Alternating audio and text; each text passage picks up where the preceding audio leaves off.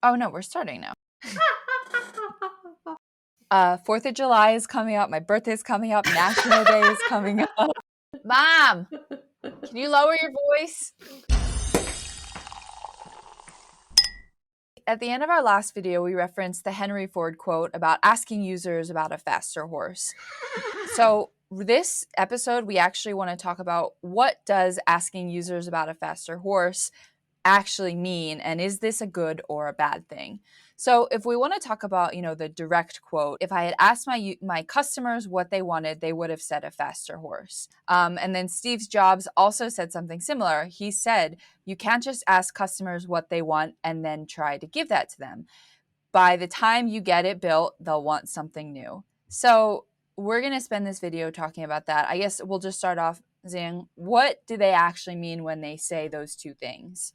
Well, people don't really know what the solution ever is. And this is for problems that can be very big or can be really small. So, what do I actually mean about that? It's like, think about this. If you ask any person today, like, what do you want to have for lunch, right? I bet you the answer is, I don't know. It's like, I don't know. Well, like, you can even pinpoint down to what cuisine do you want. It's like, probably the answer is to, I don't know, right? And that's a very simple problem. Their options are very limited, and yet they can't seem to come to an answer. And then when you have big problems like how do we eradicate poverty, how do we eradicate homelessness, hunger, climate change, and things like that, you know what? They don't know the answer. Nobody knows the answer. We know how to stop climate change. Like let's stop the world from heating up. That not great, right? So, but you know what people actually do know?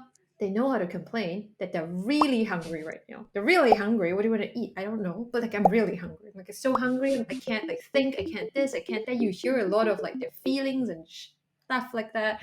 You know. Well, so they know perfectly well that they're unhappy and they're frustrated, and therefore, with research, we can very well figure out what people are frustrated about, what they're unhappy about, and what they're complaining about. And our job is to figure out why. Why are they so unhappy? And what is the root cause for their frustration? What do you think, Ellie?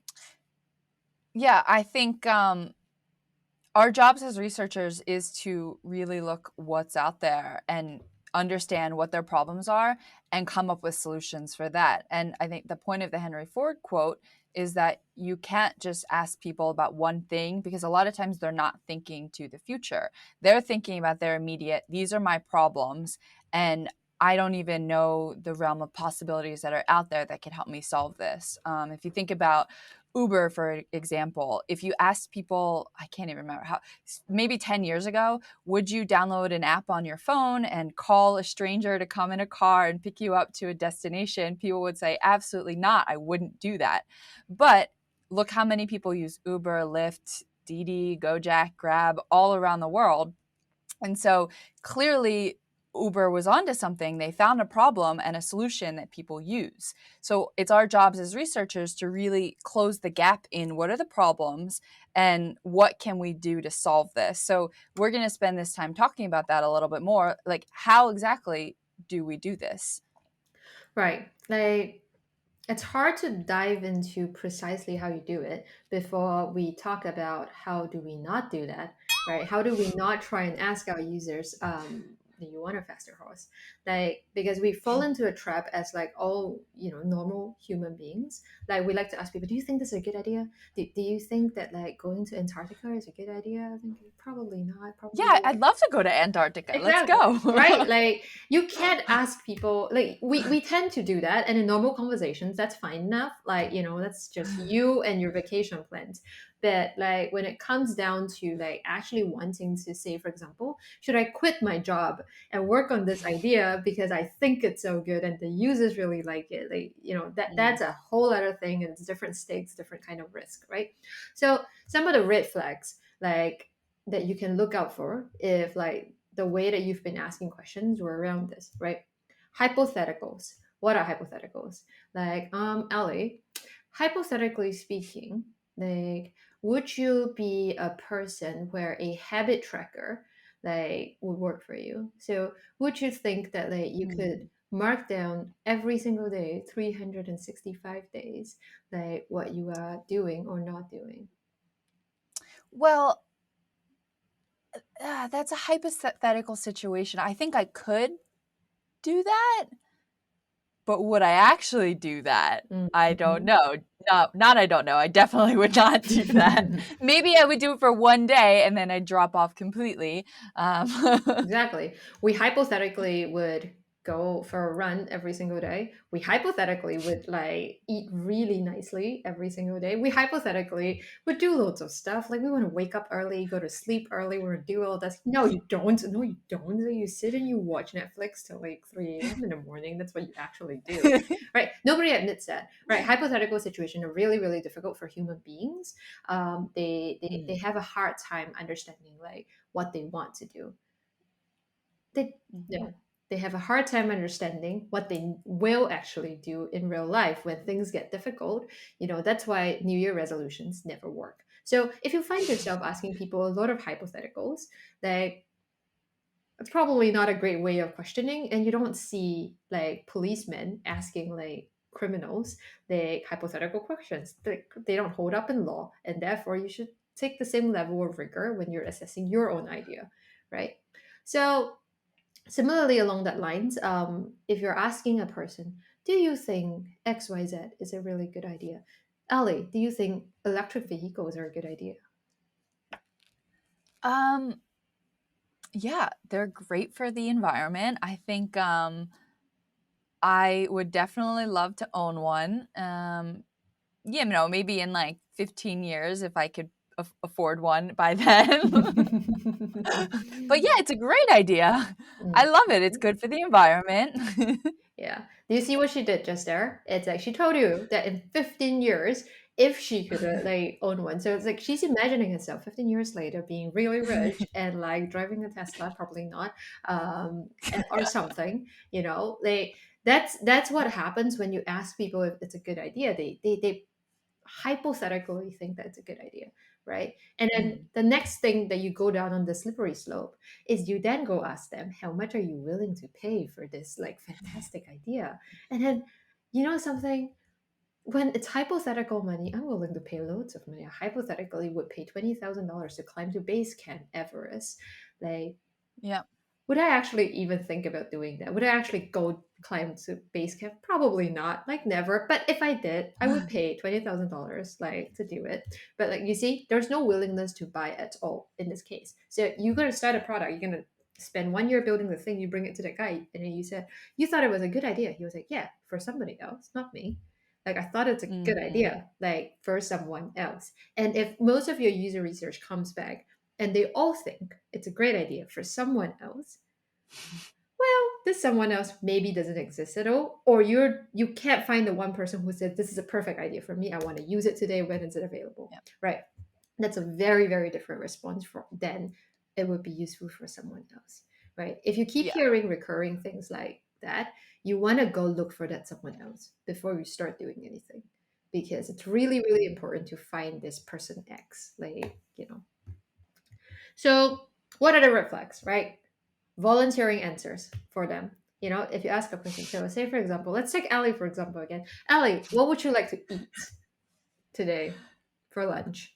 I don't know. All I just right. had a piece of bread earlier. How about pasta? What do you think of pasta? Um, I could eat pasta. That Ah, sounds like it's a good idea. with tomato? I would have tomato sauce. Yeah, I think that's a Mm. good idea. Meat? No, not meat. I Okay. don't eat meat. With mushrooms? I don't like mushrooms, no. So Mm. I would not eat it with mushrooms. What else? What else do you put in a pasta? I don't even know anymore. You Um, just eat pasta with like red sauce, eh? Red sauce and vegan cheese. Oh, I see. I see. See, what we Yeah. have done here is that like she probably wasn't even thinking about eating lunch. Like we just let her. by volunteering loads of answers to the fact that, she's gonna go have pasta for lunch. Is she actually gonna do that? We don't actually know. Like, No. nobody knows. It's like, will she actually go do that? No, probably not.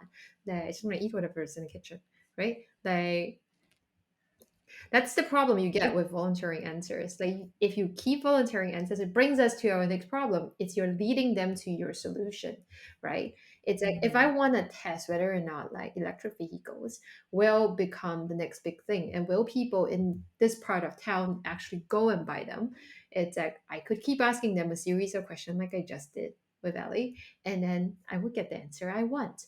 But you know something? Mhm. The most important piece of all is that research is not a sales pitch. You're not trying to convince anybody. Your job is to be an objective person that asks and figure Mhm. out whether or not your idea will ever be a good one, right? Like, the more Yeah. you lead a person into the answers that you want, the more like injustice you're doing for yourself. Like, you're not Yeah. helping yourself, you're just causing more problems. Like, Yeah. Yeah, I think that's the biggest pitfall is if you need to convince somebody else, if you need to convince yourself, if you need to convince your PM, your engineers, your CEO, whoever it is, you want to get certain answers. So you may accidentally design a survey or an interview, whatever it is, so that you end up getting the answer that you'd like. Of course, if Zine kept asking me about would I eat pasta, well, okay, maybe eventually I would say yes. At the end of the day, am I going to go eat pasta? No, probably not, because there's all these things out there. But she talked to me so much about wanting pasta that in my mind, I decided, okay, yes, this is a great idea. Now, like I said, am I going to go eat pasta? Probably not. So it's the what I said versus what I actually did. Well, but in her mind, I just told her I'm going to go eat pasta. Bam, like that's it. She got the green light, so she's going to go make the pasta for me. And then she's going to bring it to me and I'm going to be like, actually I don't want this." exactly, exactly. So, Yeah. like, you ask yourself then, it's a how do I, like, not fall into these traps, and like how do I find the Yeah. right people to talk to so I don't fall into these traps, right? Because the worst thing we want is to talk to, loads and loads of people, and then they're all the wrong people. Like, because there is such a thing as the Mhm. wrong people to be talking to because they're not your target audience, right? So that's when Yeah. screeners come in. Screeners are basically like tiny little surveys that you send out to research participants that you're interviewing with, before you have the interview itself. And as hard as recruitment is, like, spending time talking to all the wrong people will actually guide you down the wrong road. So using the horse example, right? We obviously want to talk to someone who's owned a horse and uses a horse before, not someone who's never seen a horse in their life, right? So it's the same thing as like you're trying to find the market for like electric vehicles. Can't go talk to a bunch of non-drivers or people who don't believe in cars at all. They don't need cars. They've been, I don't know, like kick scootering around like town, like, yeah, or they live in a town so walkable they never needed a car, so on and so forth, Mhm. right? um Therefore, you send out a screener, you ask them a series of questions that they fill out, and then you decide then and there whether or not these people fit the criteria that you want to talk to, right? What other Mhm. things do you think are useful to have in a screener, Ellie? Yeah, I think so screeners are important for interviews, but also for surveys or any sort of study that you're doing. I think Zing is saying talk to, but when she says that, she means any sort of research study, just as a caveat to that. But I think in screeners, the most important thing is, finding your target market. So you can also add demographic questions. Do they have the income that would fit within your potential target market? Are they the age range?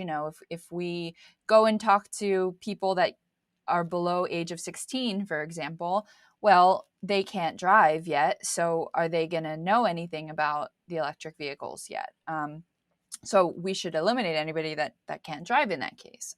So any sort of demographic questions that are important, and then anything that will get at who your target market is. So whether that is, do they drive or do they want to drive soon? Did they recently buy an electric vehicle? Are they thinking about buying an electric vehicle? That would get you to your target market of whoever's interested in EV.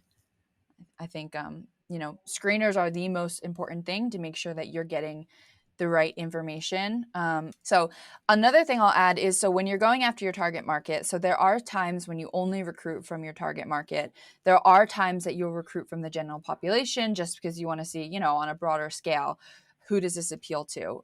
But something that's very important when you're going after your target market is making sure you're getting the right group of people within your target market as well. So, for example, if we use EV again, if you only get people that have already owned electric vehicles, well, you're only going to get that one point of view. So maybe you should also look for people that are interested in electric vehicles, or maybe it's somebody that owned an electric vehicle but then got rid of it, because they'll have another interesting point of view. So you have to make sure, within maybe even age range, that you have an appropriate age range that you're collecting within your target age range, within your income, that you have a big disparity. If everybody has one income range, well, then you're only going to get that one perspective. So making sure that you have the right, I can't think of the word, Diversity. but yeah, the Diversity. right diversity across your actual respondents as well is very important. Say right now. Mm, Um, yeah. so along that point, it's a,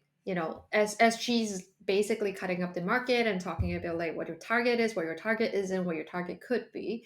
It's like we should talk about addressable market in our next video, where we talk about how you can use your survey to basically find out what your actual addressable market is. And if something has too small addressable market, you probably don't want to launch a product there. If something has too big an addressable market, something is wrong. And especially if you realize that there's no competition in the market, like something is wrong, right? Well, but we'll talk more about that in the next episode. um yeah. So, I want to talk a little bit about good ways of how you can do this, so that we're just not just sitting here complaining like the Yeah. rest of the people. You So mean it's not all things to avoid? We're also going to talk about things that we could do. we're gonna be productive today. We're gonna be productive today. We're gonna do something productive. All right. So good ways. What can we actually do? Right. If you're in an interview situation, right, this is usually easier. If you're asking yourself, how do we do this? You probably need to conduct a couple of interviews first, right? Always really important, Yep. before you launch a survey, to do interviews first, talk to actual human beings first before anything else, right? So, good ways of asking this question is, when was the last time you so Ali, when was the last time you had pasta, right? And how did you feel when you had the pasta? Was it an enjoyable experience? Things like that, right? And it could go down to Mhm. actual things, not about food. Like, when was the last time you experienced fraud? When was the last time you experienced chargebacks? Right? Things like that. I mean, you Mm. get down to very, very detailed stuff, right? When was the last time your identity was stolen? Right? Things like that. So, you could also phrase it in, tell me about a time you blah blah blah, right? And all of this actually comes down to a very basic tool in UX, which is a customer journey map. So if you ask Mm. anybody to walk you through a process and how they feel, what you're actually doing is plotting a customer journey map. And from this customer journey map, what you can do is to actually gain insights. You want to distill these insights from the customer journey map to say that, okay, he's feeling anxious here, right? And during the interview itself, you want to be able to ask the person, why are you feeling anxious at this point? Why do you feel Mhm. anxious when you realize that somebody has charged a fraudulent charge on your credit card? Why are you anxious? Why?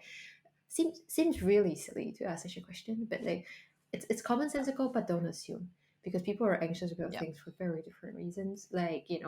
You'll be very Yep. surprised. They're anxious not because the money is gone, because in their head they might be thinking the bank's gonna pay me back, but I'm anxious because where did I lose this thing? How did they steal it? That's what they're anxious about. Did they steal more stuff? Like this and that. So from there, you know what you are supposed to do, right? You start getting insights about Mhm. features you could potentially give your users to try and alleviate some of these feelings, right? And slowly, slowly, you're going to be able to find a suite of solutions. And then, of course, after that, you want to run a survey to like prioritize, right? Stack ranking. Um, Yeah. but before I jump ahead on that, it's like, how do you actually run this like stack ranking exercise and all of these fanciful things that we're talking about here? It comes down to a magical framework called the jobs to be done framework, right? Not to complicate things, and you can look up what jobs to be done is, or we'll drop a link at the bottom, I think. It's problem statements, right? Like at the end of the day, it's just problem statements. From all of these situations, you have identified problem statements, right? Yeah. And in your survey itself, you can actually have your users or your whoever your survey takers like actually rank how important each of this problem statement is to them, right? There are many ways to do this, and Ellie can get into it. Mhm. But basically, what you will get is how important people feel are these problems to them? How much is it actually affecting their life in comparison? Yeah. Yeah. And I'll say there's a couple different ways that you can do this. So the one is, so say you're ranking problem statements, jobs to be done, whatever framework you decide to use. What you do is you present them with the situation, and then you ask them, do you agree or disagree that this is an issue? How much of an issue is this to you? Another way to do this is if you present somebody. So let's use the horse as an example. So how much of an issue is it for you to get to work right now with your current mode of transportation? I'm just making this up. So then you ask them, how much of a problem is this? How much would you like to find a solution for this? And what you'll do is you'll get insights on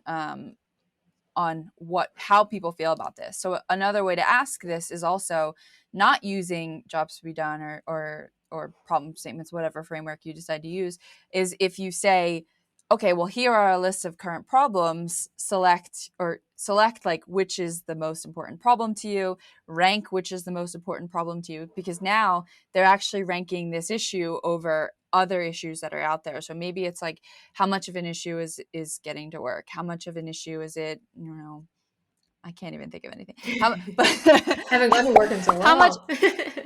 yeah, I haven't commuted to work. I can't think of anything. How much of an issue is it? Maybe it's like the timing that it gets to work. Maybe it's your comfortability getting to work. How much of an issue is it is going to work with other people? So now you're understanding on a smaller level, or not a smaller level, a larger level, like what the actual problems are. So this person doesn't, that they have an issue with comfort. Well, maybe we can create some sort of vehicle for them. So, I talk a lot about like needing to do interviews and things like that. And that's just a much easier way to talk about these things. All of these things you can actually also accomplish within a survey itself. But as I say again, I really encourage all of you to actually do a couple of interviews, talk to real people, then send out the surveys with like multiple choices for people to choose from. Because you get into big problems of volunteering answers for people before you Mhm. actually know what the problems are, and you get stuck in that trap of like basically giving them answers to choose from that you like, right? Yeah, like if Ziying offered to me, what do you want to have for dinner? Pasta, pizza, Bacon. french fries, based on her, and she didn't do the research. Well, maybe I wanted to have Mexican for dinner, but it's not an option for me. But now I'm forced to choose. Well, maybe I'll have the pasta.